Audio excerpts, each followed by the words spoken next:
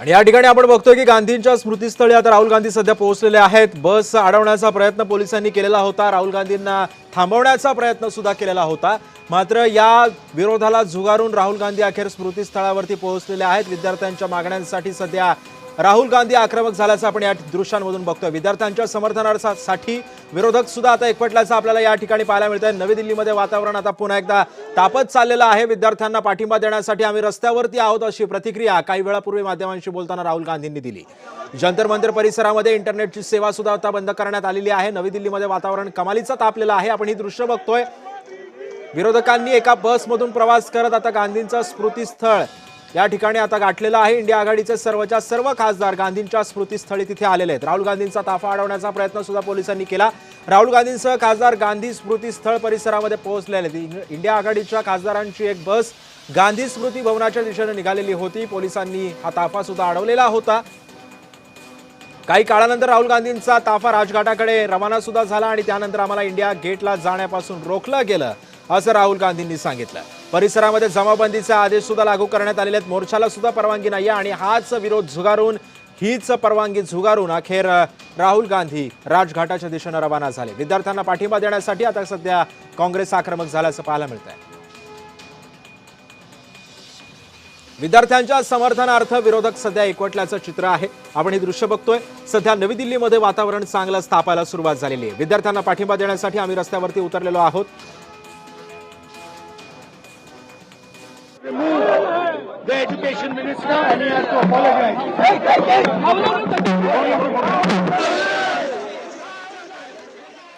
त्यामुळे ही दृश्य बघतो आपण सध्या नवी दिल्ली परिसरातली। नवी दिल्ली परिसरामध्ये पोलिसांचा मोठा बंदोबस्त या ठिकाणी तैनात करण्यात आलेला आहे। एकीकडे आपण बघतो की गेल्या काही दिवसांपासून जंतर मंतरवरती विरोधकांनी आंदोलन केलेली होती। सीजेपीच्या आंदोलनाला विरोधकांनी पाठिंबा दिलेला होता। अभिजित तिपके त्यांना काही काळ डॉक्टरांनी आराम करायला सांगितलेलं आहे। त्यांची तब्येत जरा काहीशी बिघडलेली आहे आणि या सगळ्या संदर्भामध्ये नेमकं काय घडतंय दिल्लीमध्ये याचे अपडेट्स घेण्यासाठी आपण जाऊयात। माझा सहकारी शुभम उमाळे आपल्या सोबत आहे। शुभम, सध्या दिल्लीतलं वातावरण पुन्हा एकदा तापलेलं आहे। मला असं वाटतं की याच्या आधी राहुल गांधींनी जेव्हा पंतप्रधानांच्या घराबाहेर रास्ता रोको केलेला होता, ठिय्या मांडलेला होता आणि त्यानंतर पुन्हा एकदा राहुल गांधी आक्रमक झाल्याचं पाहायला मिळतंय। काय घडतंय नेमकं नवी दिल्लीमध्ये? सिद्धेश, समजा पाहायला गेलं तर पुन्हा एकदा दिल्लीचं राजकारण तापलंय, कारण की राहुल गांधी यांची एक पुन्हा एकदा नवी रणनीती जी आहे ती या ठिकाणी दिसून येत आहे। कारण की त्यांनी पंतप्रधान नरेंद्र मोदी यांच्या घरासमोर जे आहे आंदोलन केलं होतं आणि त्यानंतर आता मात्र ते 30 जानेवारी गांधी स्मृती या ठिकाणी पोहोचलेले आहेत, निघालेले आहेत। त्यांच्यासोबत इंडिया अलायन्सचे खासदार देखील उपस्थित आहेत, काँग्रेसचे देखील अनेक खासदार आहेत, ते या ठिकाणी आता येत आहेत आणि या ठिकाणी येऊन निषेध व्यक्त देखील ते करणार आहेत। त्याच्यामध्ये समजा पाहायला गेलं तर मग शुभम, मी तुला थोडासा थांबवतो। काही नेत्यांच्या प्रतिक्रिया आपल्याकडे येतात, आपण त्याआधी ऐकूयात मग तुझ्याकडे। No accountability has been fixed. The students, we are highlighting the students' demand, and we have come here in an ahimsa manner to highlight the students' demands.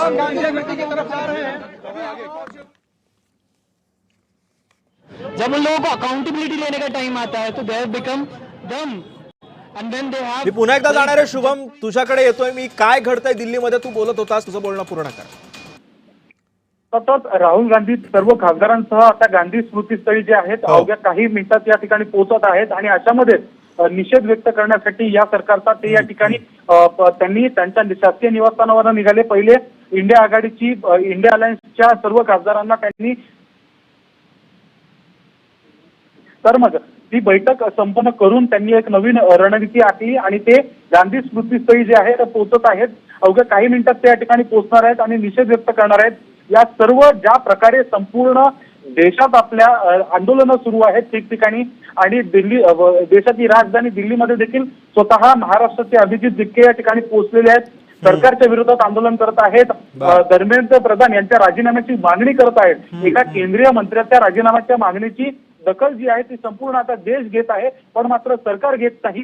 आजपर्यंत जरी किंवा या क्षणापर्यंत जरी कोणताही निर्णय या सरकारने घेतला असता तर मात्र राहुल गांधी त्यांच्या शासकीय निवासस्थानावर शुभम, अनेक या सगळ्या मोर्चाला किंवा जमावबंदीचे आदेश सध्या लागू करण्यात आलेले आहेत।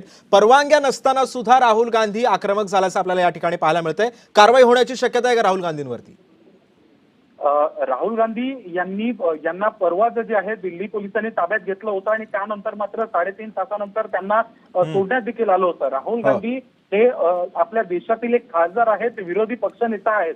ज्या तुलनेत पंतप्रधान पद एक मोठं मानलं जातं तशाचनुसार विरोधी पक्ष नेतेपद हे देखील सर्वोच्च मानलं जातं आणि त्याचमुळे कुठेतरी राहुल गांधी जे आहेत कोणत्याही प्रकारे आंदोलन करत आहेत तर मग आपल्या संविधानानुसार लोकशाहीचा अधिकार आहे आणि इतकंच नाही तर त्यांच्याकडे जे आता पद आहे त्या पदाच्या नुसार ते अशा पद्धतीचा निर्णय घेत आहेत आणि त्या गोष्टींच्या कल्पना जी आहे ती त्यांना देखील आहे। शुभम, मी तुला थोडंसं थांबवतो, काही खासदारांच्या प्रतिक्रिया आपल्यापर्यंत येत आहेत। यहाँ पर अपने एजुकेशन की डिमांड कर रहे हैं, तो that's all I want to say, silence we have never heard. Education का मेन मोटिव होता है कि आप अपनी सोसाइटी सुधारें, आप अपनी सोसाइटी सुधारें। तो अभिषेक Dipke is concluding that only, अपनी सोसाइटी सुधारने वापस इंडिया तो आया। पीएम मोदी ने ट्वीट किया है कि पेपर लीक को लेकर जो है उन्होंने पास बनाएंगे, क्या सेटिस्फाइड है? सेटिस्फाइड नहीं हूँ, क्योंकि आप पहले दिन सुनते तो सेटिस्फाइड होता। ये 40 दिन बाद बच्चों को मारने के बाद, खून बहाने के बाद आप बोल रहे हैं, तो that is not at all worth it. Yes,